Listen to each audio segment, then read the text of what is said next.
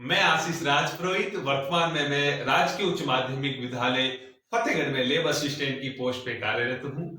हमने कक्षा 8 के लिए बहुत ही बढ़िया टॉपिक जिसका नाम है सूक्ष्म जीव मित्र एवं शत्रु शुरू किया था। इसके हमने मोटे मोटे से 6 भाग पढ़ लिए हैं। आज हम इसका भाग नंबर 7वां डिस्कस करेंगे। चलो करें 7वां भाग डिस्कस। 7वें भाग से पहले यदि मैं छठे भाग की बात करूं तो छठे भाग में हमने सूक्ष्म जीव से संबंधित वह गुण पढ़े जिसमें सूक्ष्म जीव हमारे लिए शत्रु के समान कार्य करता है। अब इन गुणों को हम थोड़ा सा और आगे बढ़ाते हैं। आप एक बड़ा सा हेडिंग डालो, फिर मैं उसमें आपको कुछ समझाऊंगा। चलो हेडिंग डालो, आप इसमें लिखो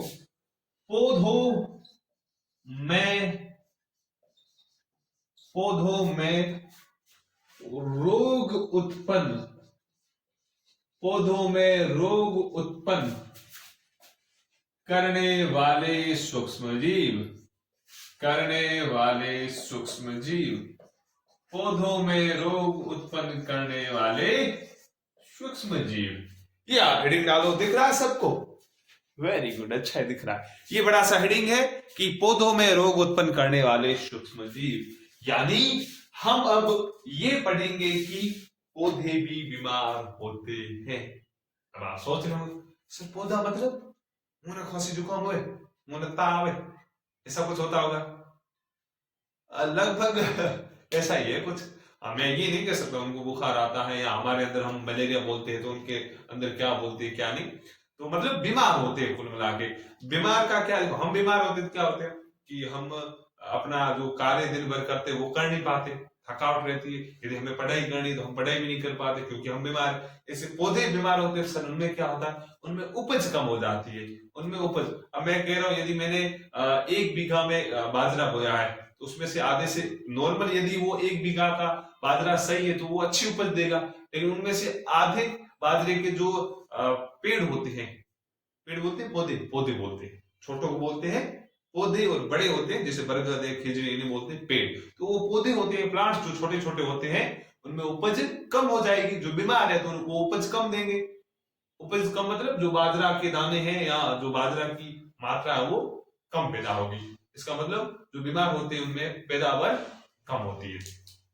तो हम पढ़ेंगे पौधों में रोग उत्पन्न करने वाले सूक्ष्म जीव। अब पढ़े तो मैं कुछ लिखा रहा हूं, आप लिखो, फिर आगे बढ़ते हैं। लिखो, अनेक सूक्ष्म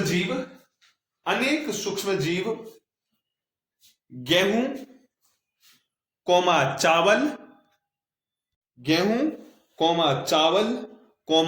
आलू गन्ना, कोमा ही लगाना है, ठीक है? कोमा ऐसे नहीं लिखना, जो कोमा होता है वो लगाना है। गन्ना, संतरा, सेब इत्यादि पौधों में रोग के कारक हैं। खड़ी पाई लगाकर लिखो। रोग के कारण फसल की उपज में कमी आ जाती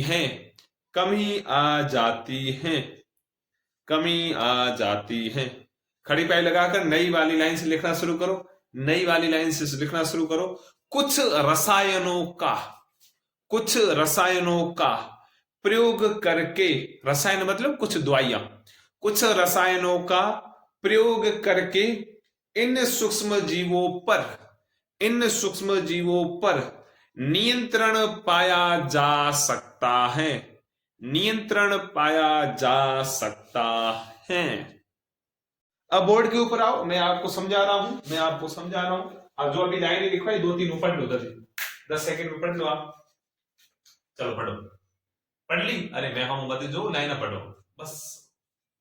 ऐसा नहीं होना चाहिए कि मैं बोलता हूं चलो लाइनें पढ़ो, फिर तुम यहाँ इधर झाँकते हो, यहाँ इधर झाँकते हो, ऐसे करते हो ना। मैं कहता हूं पढ़ो तब पढ़नी है। चलो आगे बढ़े। मैंने लिखवाया इसमें कि अनेक सूक्ष्म जीव, यानी बहुत सारे ऐसे सूक्ष्म जीव होते हैं जो गेहूं का पौधा है या चावल है, आलू है, गन्ना है, संतरा है, सेब है, इनमें रोग उत्पन्न करते हैं। क्या करते? रोग उत्पन्न करते। और जब इनमें रोग होता है तो इनकी उपज यानी इनकी पैदावार कम हो जाती है। फिर हम कुछ रसायनों का या कुछ केमिकल का उपयोग करके या कुछ दवाइयों का प्रयोग करके इन सूक्ष्म जीवों पर नियंत्रण पाते हैं या इन सूक्ष्म जीवों को मारते हैं। ये था, आया समझ में। अब मैं 3 रोग लिखवा रहा हूं, कौन से पौधे हैं, उनमें कौन कौन से रोग होते हैं, मतलब सॉरी मैं कुछ रोगों के बारे में लिखवा रहा हूं। लाइट चली गई, दिख रहा है आपको? बढ़िया दिख रहा है, चलो क्लियरिटी अच्छी है। मैं पर्टिकुलर 3 रोगों के बारे में लिखा रहा हूं कि उस रोग का पादप रोग कौन सा है, उसका सूक्ष्म जीव कौन सा है और फैलने का तरीका क्या है। चलो दिख तो रहा है, मैं वहां आके देखता हूं बराबर दिख रहा है नहीं दिख रहा। हाँ दिख ही रहा है ना आपको? चलो मुझे भी दिख रहा है। जैसे लाइट चली गई है, चलो 1 मिनट अपन जुगाड़ करते हैं कुछ। अब दिख रहा होगा, अब दिख रहा होगा, अब अच्छा दिख रहा है, वेरी गुड, अच्छा है दिख रहा है, आया ना। चलो बोर्ड के ऊपर आ जाओ आप, मैं यहां पे लिख रहा हूं और आप देखो, देखो आप देखो, मैं यहां पे लिख रहा हूं पादप रोग, फिर मैं लिख रहा हूं यहां पर सूक्ष्म जीव, किस सूक्ष्म जीव के कारण कौन सा पादप रोग होता है, और संचरण का तरीका, संचरण का तरीका, संचरण का तरीका, संचरण का मतलब रोग के फैलने का तरीका, रोग फैलता कैसे, ये देखो आप कंटिन्यू ऐसे लिखो, दिख तो रहा है, वेरी गुड, अच्छा दिख रहा है ये तो। चलो संचरण का तरीका, मैं कह रहा हूं एक पादप रोग है जिसका नाम है नींबू कैंकर, नींबू कैंकर रोग है। अपन में कैसे मलेरिया हो गया, डेंगू हो गया, ऐसे कौन सा नींबू कैंकर, ये किसके कारण होता है, तब तुम बोलोगे सर ये जीवाणु के कारण होता है। संचरण का तरीका क्या, कैसे फैलता है पौधों में, तो अपन बोलेंगे सर वायु के कारण फैलता है। एक दूसरा है गेहूं के अंदर, गेहूं की रस्ट, गेहूं की रस्ट रोग का नाम है गेहूं की रस्ट, ये किसके कारण होता है, तब तुम बोलोगे सर कवक के कारण। किसके कारण होता है, कवक के कारण, किसके कारण, कवक के कारण। फैलने का कारण क्या है, वायु एवं बीज, वायु एवं बीज। फिर एक रोग है जिसका नाम है भिंडी की पीत, भिंडी की पीत, पीत ऐसे लिखा है, भिंडी की पीत, भिंडी की पीत। इसका कारण क्या है, वायरस है, क्या है, वायरस। और संचरण का तरीका क्या है, कीट, क्या है, कीट। ये लिखो आप, दिख रहे हैं आपको बराबर, वेरी गुड, दिख ही रहा, दिख रहा, लिखो लिखो लिखो, जल्दी जल्दी लिखो।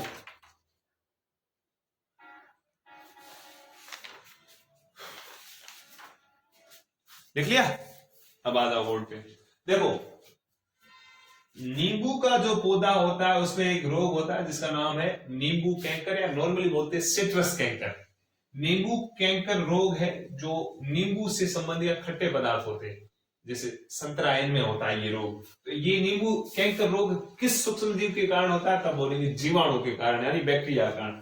फैलने का तरीका क्या, तब हम बोलेंगे सर ये वायु द्वारा फैलता है एक पौधे से दूसरे पौधे। फिर मैं बोलता हूं एक है रोग गेहूं की रस्ट या रस्ट ऑफ वीट, यानी गेहूं की रस्ट, ये रोग किसके कारण फैलता है, तब हम बोलेंगे सर कवक के कारण।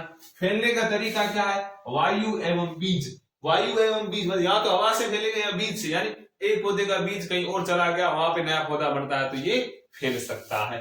फिर है भिंडी की पीत या पीत ऑफ, भिंडी को क्या बोलते हैं इंग्लिश में, मुझे भी पता नहीं, भिंडी लिखने वाले तुम्हें पता है इंग्लिश में क्या बोलते हैं भिंडी को, अरे खाया है नहीं खाया। चलो एक रोग है भिंडी की पीत जो फैलता है वायरस के कारण, उसके फैलने का कारण क्या, कीट, यानी छोटी छोटी मधुमक्खियां यहाँ होती है, वो इस रोग को फैलाने का कारण बनती है।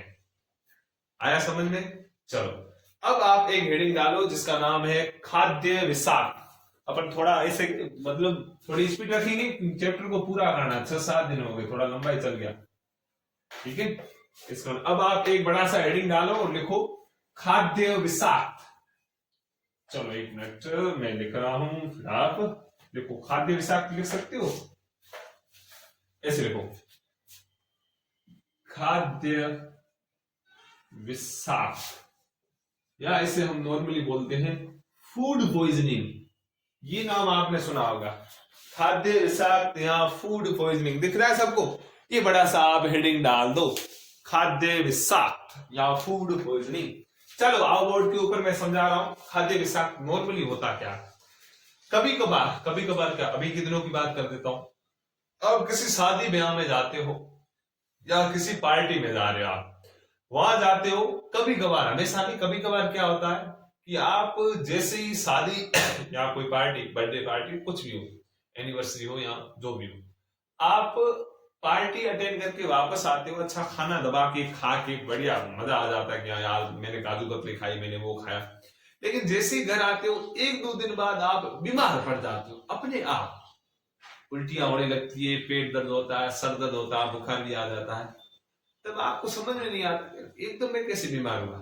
फिर आप डॉक्टर के पास जाते हो, डॉक्टर बोलता है कि बेटा तुम्हें फूड पॉइजनिंग हो गई है। फूड पॉइजनिंग मतलब ये क्या कि तुम शायद अभी कभी कभार शादी में पिछले 2-4 दिन पहले किसी शादी समारोह में गए होंगे, वहां पे तुमने खाना खाया इसलिए बीमार हो गए।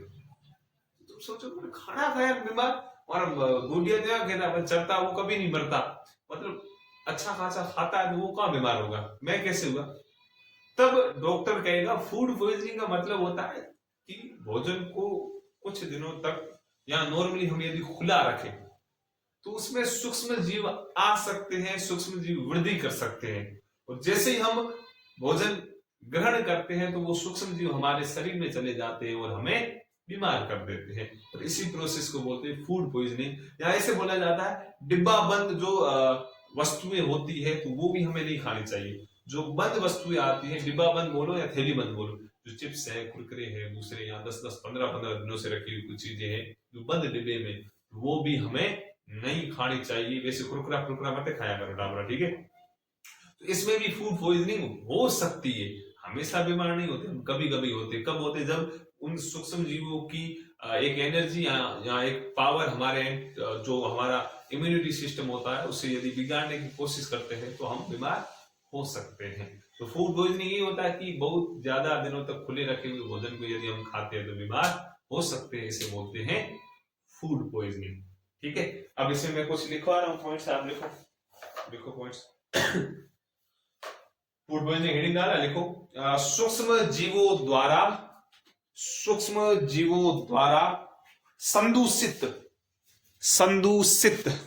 वापस बोल रहा हूं, सूक्ष्म जीवों द्वारा संदूषित भोजन करने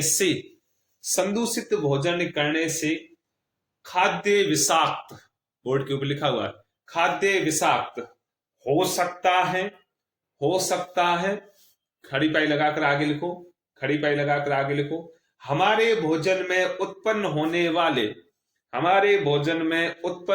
वाले सूक्ष्म जीव, हमारे भोजन में उत्पन्न होने वाले सूक्ष्म जीव कभी कभी विषैले पदार्थ उत्पन्न करते हैं। यह भोजन को विषाक्त बना देते हैं। यह भोजन को विषाक्त बना देते हैं, जिसके सेवन से व्यक्ति भयंकर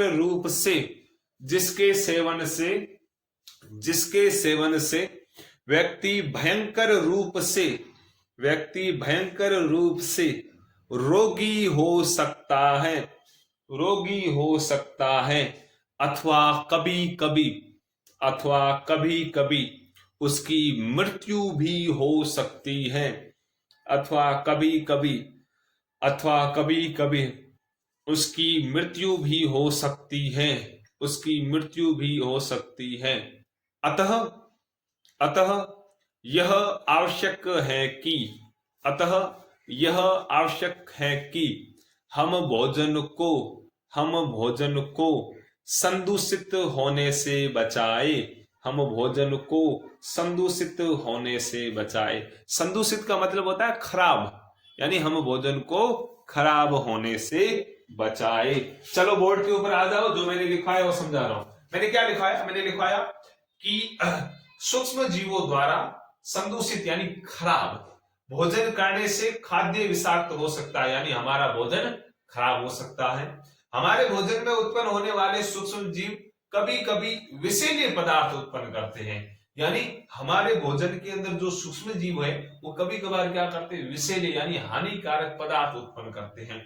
यह भोजन को विषाक्त बना देते हैं, यानी जो हानिकारक पदार्थ भोजन के अंदर आता है वो भोजन को विषाक्त यानी जहरीला बना देता है, जिसके सेवन से यानी उस विषाक्त भोजन को करने से व्यक्ति भयंकर रूप से रोगी हो सकता है, यानी बीमार हो सकता है, और कभी कभी तो ऐसी स्थिति आती है कि वो व्यक्ति मर भी सकता है। अतः आवश्यक है कि हम भोजन को संदूषित होने से यानी खराब होने से बचाए। समझ में आया? अब आप हेडिंग डालो, वो लाइन वहां तक लिख लिया, एक लाइन छोड़ के हेडिंग डालो बड़ा सा लाल पेन से, खाद्य परिरक्षण हेडिंग डालो, खाद्य परिरक्षण ये हेडिंग डालो, खाद्य परिरक्षण हेडिंग डालो, और इसमें लिखो देखो पहले मैं समझा देता हूं। खाद्य परिरक्षण का मतलब है भोजन को खराब होने से बचाना, परिरक्षित करना, परिरक्षण। खाद्य परिरक्षण का मतलब है भोजन को खराब होने से बचाना। इसमें मैं पहले लिखवा रहा हूं, फिर आप और हम आगे और समझेंगे। तो लिखो आप जानते हैं कि खुले एवं नम स्थान पर आप जानते हैं कि खुले एवं नम स्थान पर रखी ब्रेड या रोटी पर कवक आक्रमण कर देते हैं। खड़ी पाई लगाओ और आगे लिखो, सूक्ष्म जीव हमारे भोजन को संदूषित कर देते हैं।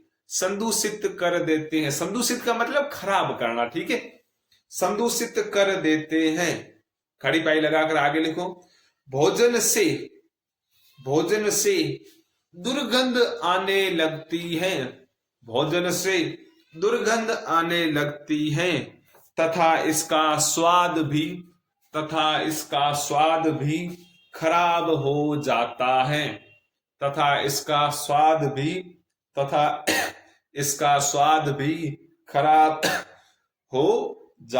है। एवं भोजन के रंग रूप में परिवर्तन आ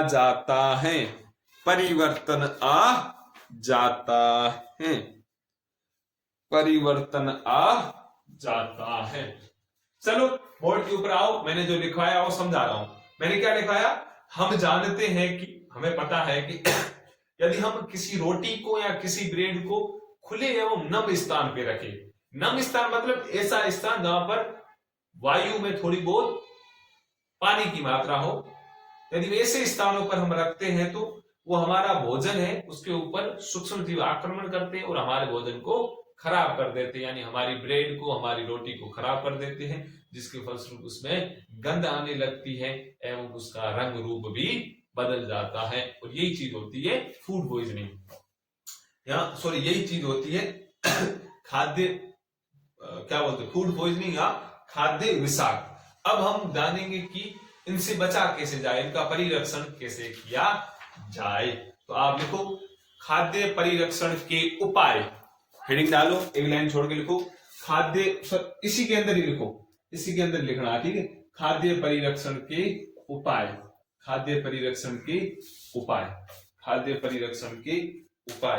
आप लिखो। देखो सिंपली मैं आपको एक उदाहरण देता हूं।